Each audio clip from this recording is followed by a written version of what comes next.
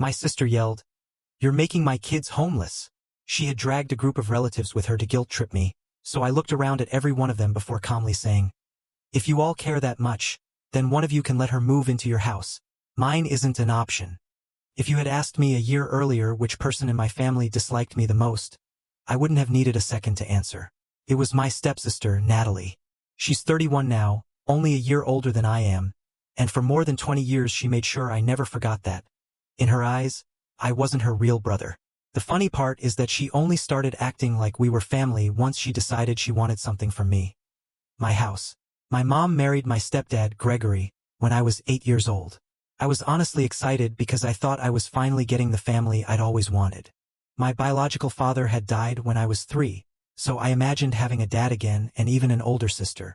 I believed life was finally turning around for me, but reality turned out to be nothing like I expected. On the day of their wedding, I walked up to Natalie with a little friendship bracelet. I had saved my birthday money to buy it because I thought it could be the start of a real brother and sister relationship. She stared at it for maybe 2 seconds before handing it right back to me. Then she looked me straight in the eye and said, "I'm not your sister. Don't call me that." Even now, I can still picture myself standing there in my little suit while the adults around us laughed awkwardly, assuming she was just being shy. The truth was, she wasn't shy at all. She meant every word she said, and from that moment forward, she made sure I knew exactly where I stood in her life. If anyone at school ever referred to us as brother and sister, she would correct them immediately. Whenever relatives introduced us that way, she'd cut them off to explain that we weren't actually related. If her friends came over, she'd tell them I was nothing more than her dad's wife's kid. Not once, not a single time growing up, did she ever introduce me as her brother. I kept trying anyway. I'd ask if she wanted to play outside or ride our bikes together. Her answer was always no, or she'd simply leave without me. Sometimes I even invited her to hang out when my own friends came over because I hoped she'd eventually warm up to me. Instead, she entertained everyone by making up embarrassing stories about me just so they'd laugh.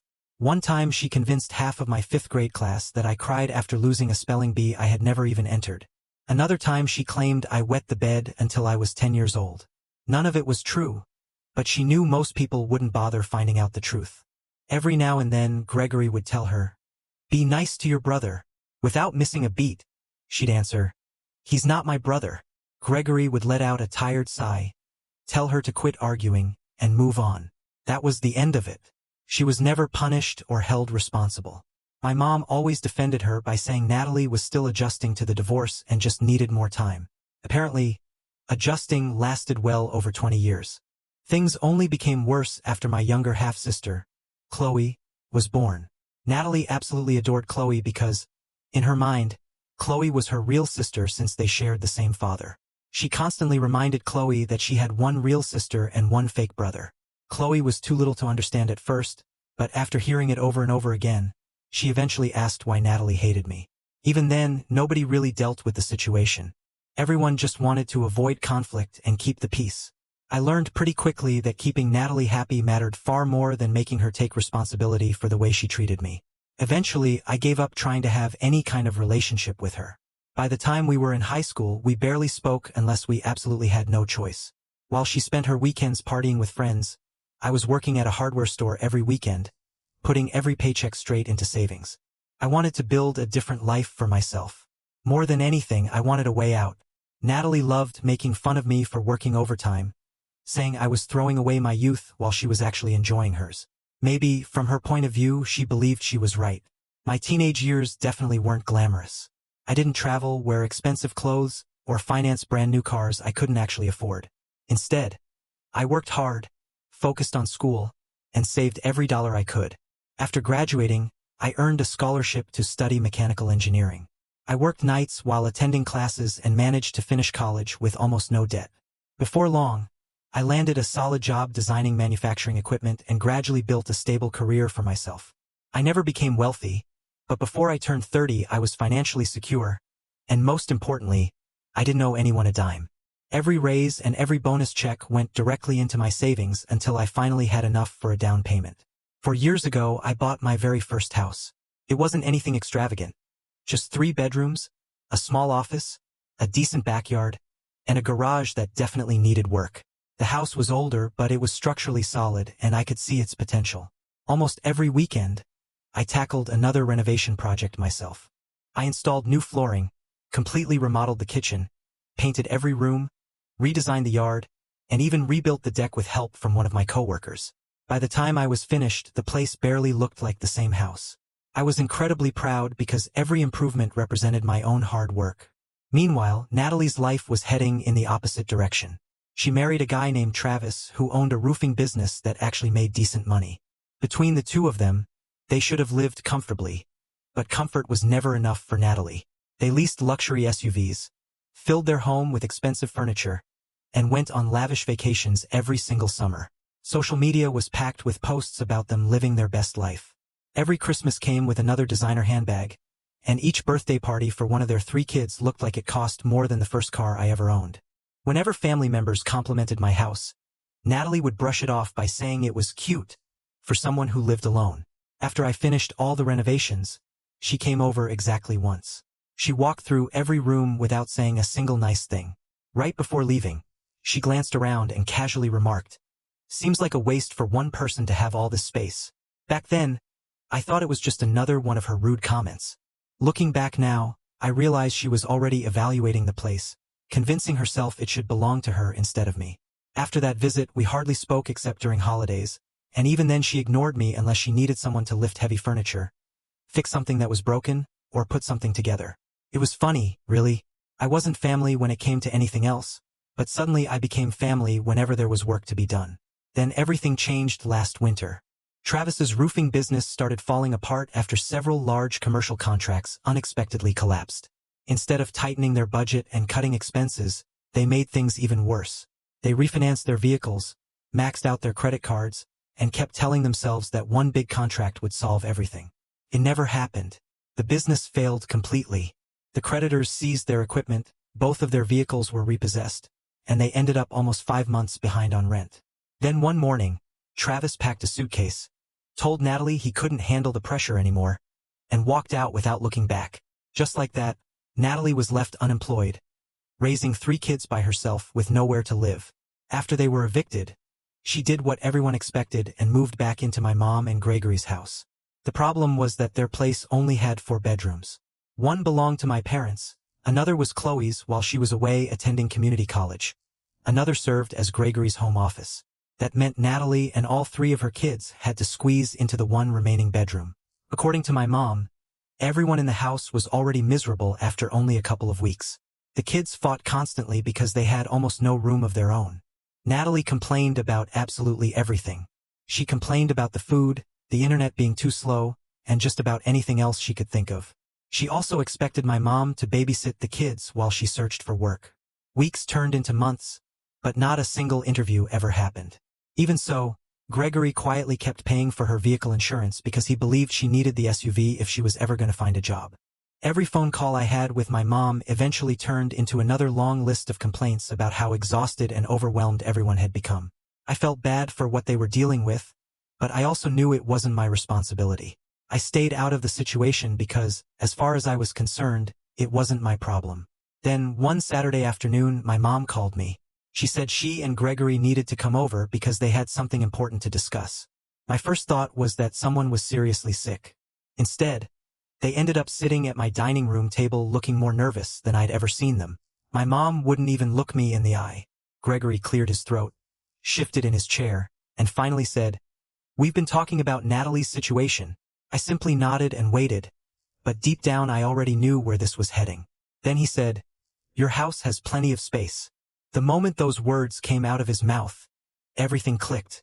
I knew exactly what they were about to ask, and I had a sinking feeling this conversation was about to permanently change my relationship with my family.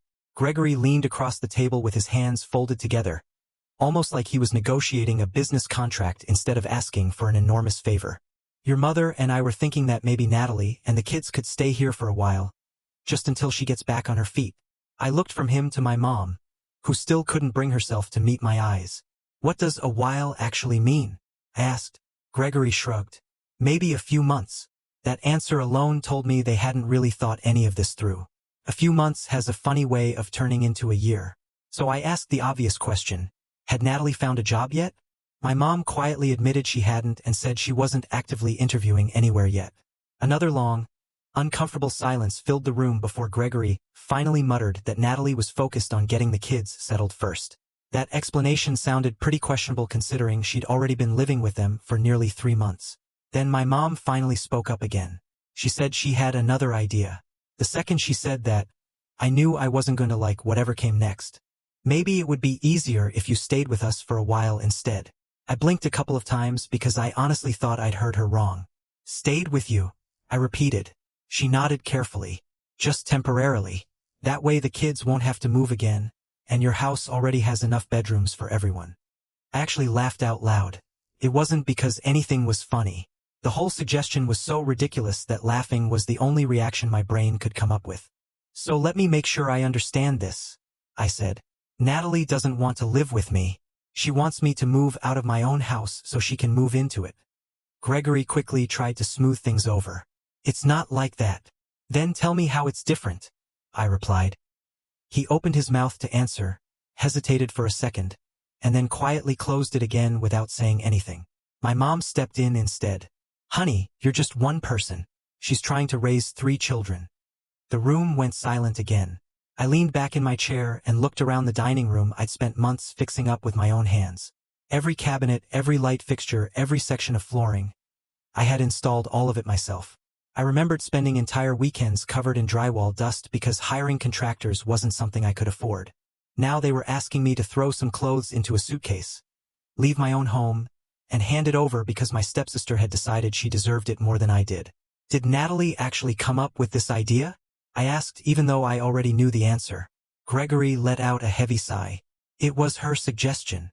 Of course it was. My mom reached across the table and tried to take my hand. She's dealing with a lot of stress. I gently pulled my hand back. Mom. She spent 20 years telling me I wasn't part of this family. That was a long time ago, she replied. Really? I asked. Because last Christmas her youngest son asked who I was, and she introduced me as Grandpa Gregory's wife's son. That happened 7 months ago. Neither one of them said a word. Has she ever apologized for the way she treated me? Silence. Has she ever admitted she was wrong? Still nothing. Has she even bothered calling me herself? My mom quietly answered, No. I slowly nodded. So she doesn't think she owes me an apology. But somehow she thinks I owe her my house. Gregory's expression immediately hardened.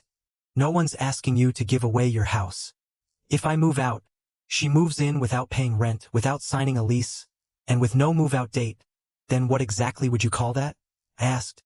He kept repeating that it would only be temporary, but neither he nor my mom could explain what temporary actually meant. I already knew exactly how this story would end. 3 months would become 6. 6 months would become a year. Before long, everyone would argue that the kids had settled in and it would be cruel to make them move again. I'd heard enough stories like that to know how it usually ended. I'd seen this playbook before. So I looked at both of them and calmly said, No. Not maybe. Not I'll think about it. Just no. My mom immediately burst into tears. Gregory looked disappointed, almost personally offended. I thought we raised you to help family, he said. Out of everything he'd said that afternoon, that sentence made me angrier than anything else. Family? I repeated. That's an interesting word. Where was all this talk about family while Natalie spent 20 years telling everyone I wasn't her brother? Gregory looked away. She was just a kid. She's 31 now, I replied. People are supposed to grow up. They change, he said. Have you actually seen her change? I asked. Because from where I'm sitting, the only thing that's changed is that now she needs something from me. My mom quietly asked if I would at least consider letting Natalie and the kids stay in my house while I continued living there too. I shook my head immediately. Absolutely not. Why? She asked. Because she'd never leave. Gregory frowned. That's a pretty unfair assumption. I looked him straight in the eye. She already believes she deserves my house. Do you really think 6 months from now she won't decide the kids need stability? Or after a year? Then you'll ask me to wait just a little longer because moving them again would be unfair. Neither of them answered. They didn't have to. They both knew exactly how those future conversations would go. The reasonable person, the one expected to compromise, had always been me. That had been the pattern my entire childhood. Finally, Gregory stood up from the table. I'm disappointed in you. I stood as well. And I'm disappointed that you thought this was an appropriate thing to ask me. A few minutes later, they left. My mom hugged me before walking out the door, but the hug felt different this time. It felt like she knew she'd crossed a line she couldn't uncross. Gregory didn't say another word. He climbed into his truck and drove away. I honestly believed that was the end of it. I'd given them my answer, they had heard it, and I figured life would simply move on. Couldn't have been more wrong. 3 days later, everything completely blew up. I was sitting in a meeting at work when my phone started vibrating nonstop. I ignored it until my lunch break. The moment I checked it, I saw 18 missed calls and more than 40 text messages waiting for me. Most of them were from relatives I hadn't spoken to in months. The very first message said, "How could you do this?" Another read, "Those poor kids deserve better." One of my cousins called me selfish. An aunt texted that she expected more compassion from me. I had absolutely no idea what was happening.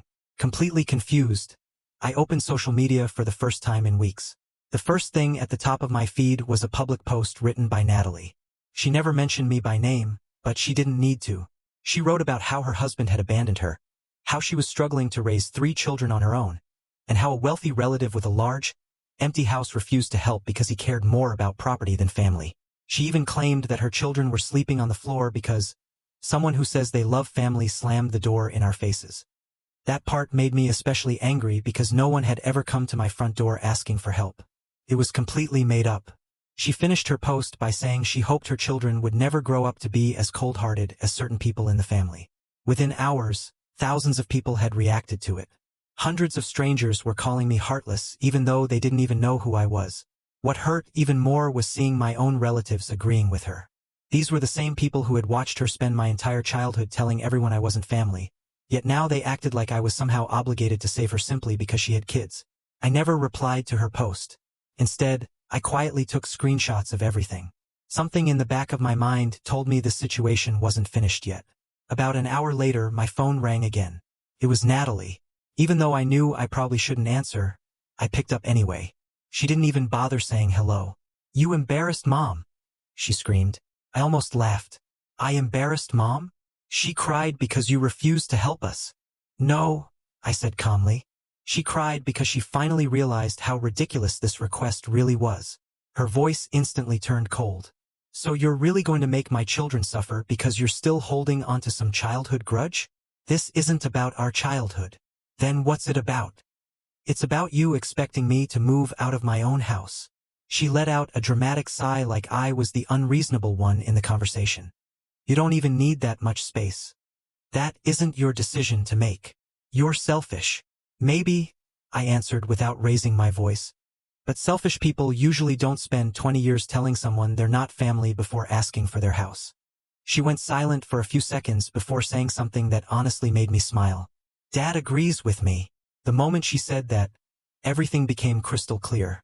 She honestly believed she was going to get her way because, her entire life, Gregory had usually given in whenever avoiding conflict seemed easier. The difference was that I wasn't an 8-year-old kid anymore. And unlike Gregory's house, mine wasn't his to offer away. I ended the call without saying another word because there was nothing left to discuss. If Natalie really thought Gregory's approval was going to change my mind, then she clearly hadn't been paying attention to the last 15 years of my life. Gregory was free to be disappointed if he wanted. His disappointment still didn't put his name on my mortgage. I assumed she'd complain for a few days, realize I wasn't changing my mind, and eventually move on. Couldn't have been more mistaken. The very next Saturday, I was outside mowing my lawn when I noticed an SUV slowly turning into my driveway. A second vehicle pulled in behind it. Then a pickup truck towing a small utility trailer followed. The second I recognized Natalie's SUV, my stomach dropped. Before I even had a chance to shut off the mower, all 3 vehicles came to a stop and people started climbing out carrying cardboard boxes. At first, I honestly thought they had the wrong address or were delivering donations to someone else on the street. Then Natalie smiled, waved at me like we were old friends, and yelled, "Perfect timing!" I turned off the mower and walked toward the driveway, completely confused. "What are you doing?" I asked. "Moving in," she replied as casually as if we'd already agreed on everything. I stood there staring at her for several long seconds because I honestly believed she had to be joking. She wasn't. 2 of my cousins had already started unloading plastic storage containers from the trailer. One of my aunts was walking toward my porch carrying grocery bags. Even Gregory climbed out of his truck, looking deeply uncomfortable while avoiding my eyes. The first thing I noticed was that my mom wasn't there. I looked at Natalie and asked, "Have you completely lost your mind?" She rolled her eyes. "We all talked about it and agreed this is the best solution." "Who exactly is we all?" I asked. "The people who actually care about family." One of my cousins gave me an awkward smile and said they thought I'd eventually change my mind after talking things through with Gregory. I looked straight at him. "Did I ever tell you that?" His smile disappeared immediately. "Well, no." "Did anyone actually ask me?" No one answered. Natalie stepped closer and lowered her voice, almost like she was patiently explaining something to a stubborn child. "Look, everyone knows you're stubborn. We figured that once the kids were actually standing here, you'd stop acting like this." I honestly couldn't believe what I was hearing. She hadn't come back to ask again. She had simply decided my answer didn't matter.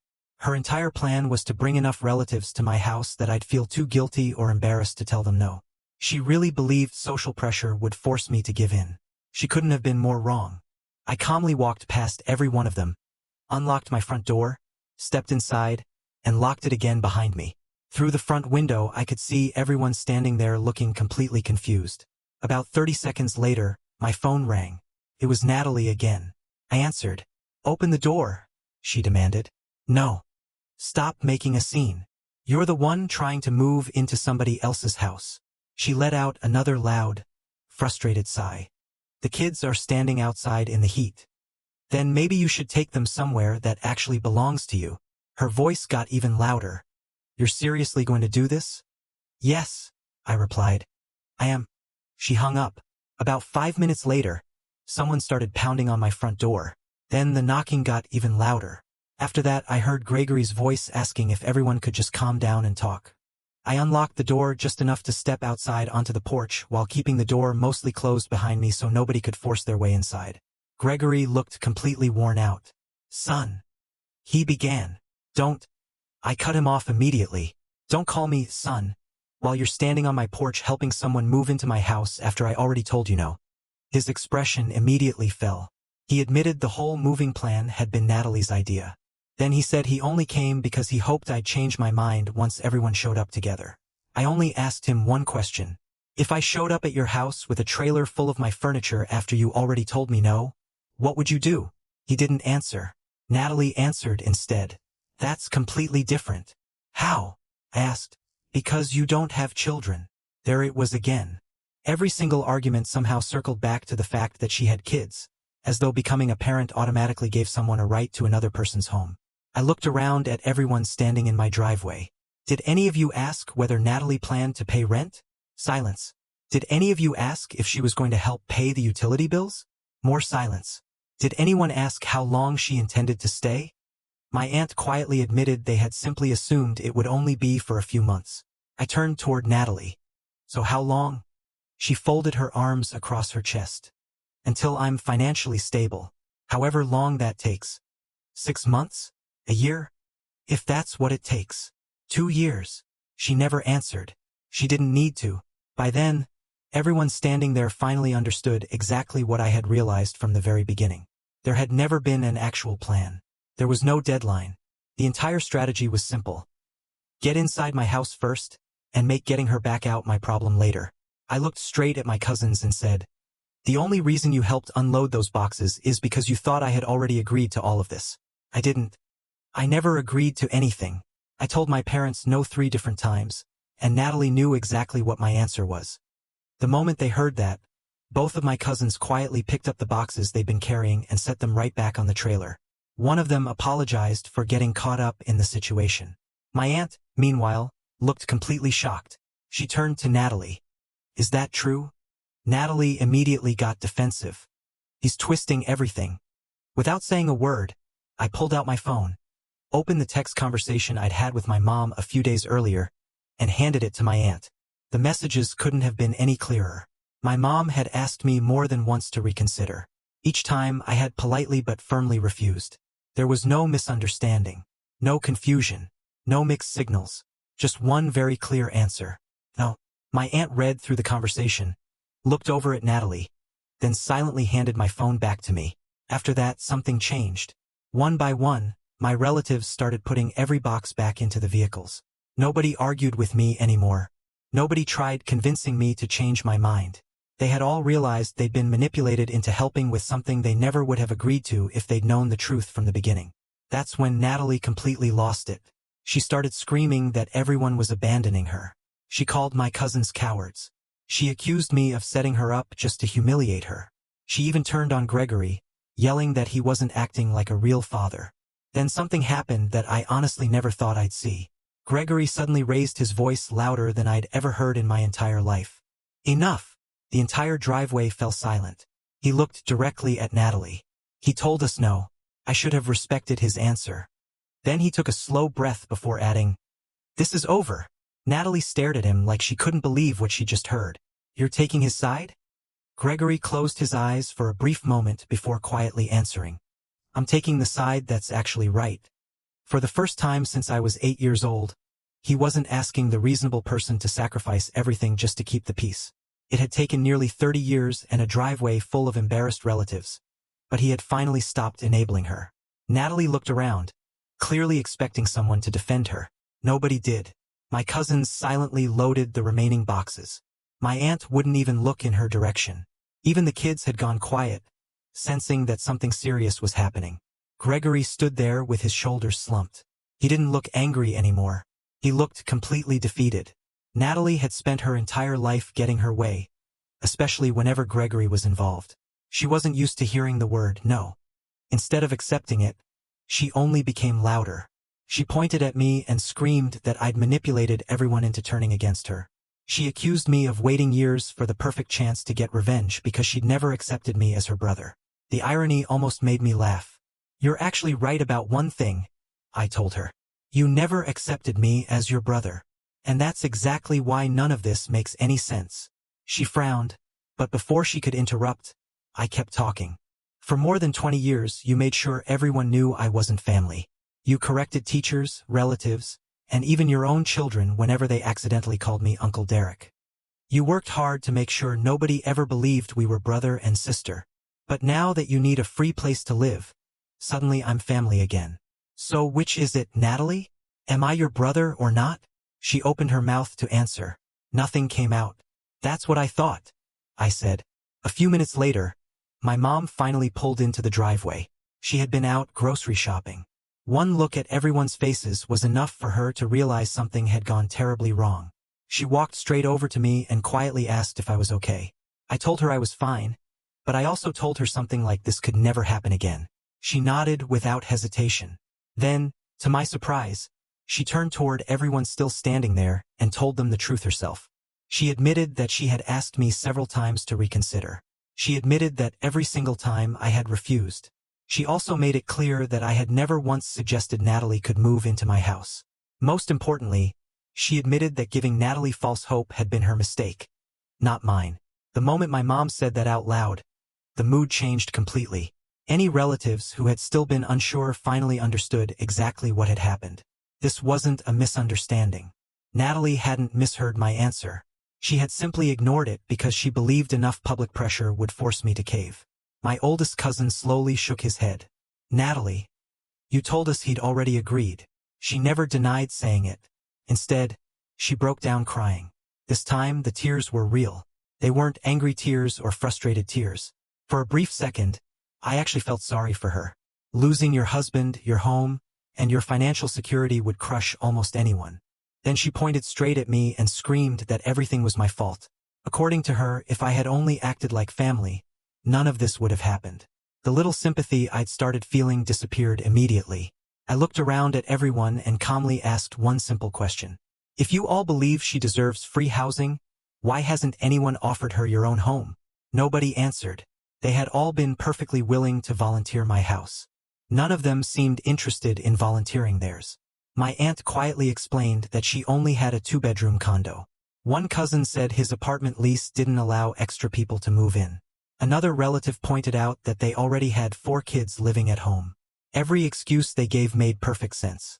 None of them wanted to sacrifice their own space. Yet somehow I was supposed to be the selfish one for feeling exactly the same way. Within another 10 minutes, every box had been loaded back onto the trailer. One by one, Every vehicle backed out of my driveway and drove away. When the dust settled, only 3 people remained. My mom, Gregory, and me. Gregory stood there without speaking for almost a full minute before finally breaking the silence. "I owe you an apology." Those were 4 words I'd waited more than 20 years to hear. He admitted that for most of Natalie's life, he'd chosen the easiest path. Every time she caused conflict, he'd given in because arguing with her was exhausting.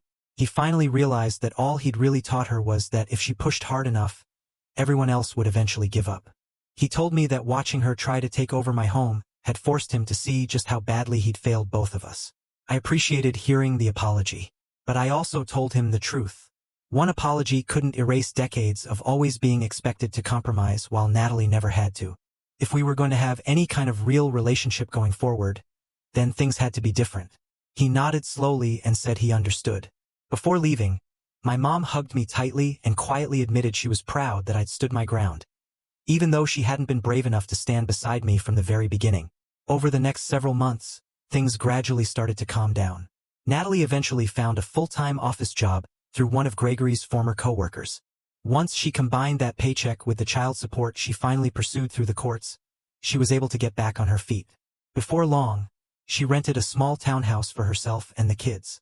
It wasn't the spacious suburban home she had wanted, but at least it was her own place. We haven't spoken a single word to each other since the day she showed up expecting to move into my house. She never apologized for any of it, and honestly, I gave up expecting 1 year ago. Gregory and I have slowly managed to rebuild our relationship. It's still far from perfect, but for the first time I can remember, it's based on honesty instead of avoiding conflict. He doesn't ask me to be the one who keeps the peace anymore just because it's the easier option. My mom still comes by every few weeks, but now she always calls before stopping over, and she no longer has a spare key to my house. That wasn't my way of punishing her. It was simply a boundary I needed to put in place after everything that had happened. As for me, life has become surprisingly quiet again. My house is exactly where it's always been. The only difference now is that I've installed security cameras and changed every lock. Every once in a while, a relative still asks whether I regret saying no because there were children involved. My answer never changes. I didn't refuse because she had children. I refused because helping someone should never mean giving up your home, your personal boundaries, or your self-respect for someone who spent most of their life insisting you weren't family until they suddenly wanted something that belonged to you. Looking back now, I don't think the house was ever the real issue. The house was simply the final test. The real question was whether I was finally ready to stop sacrificing my own peace just to make everyone else's life easier. For the first time in my life, my answer was no. And looking back, that turned out to be the best decision I ever made. So that's my story, and believe me, it's been one unbelievable journey from start to finish. Now I'd love to hear what you think. If you had been in my position and found yourself dealing with a situation like this, what would you have done? Let me know down in the comments. I'm genuinely interested in hearing your thoughts.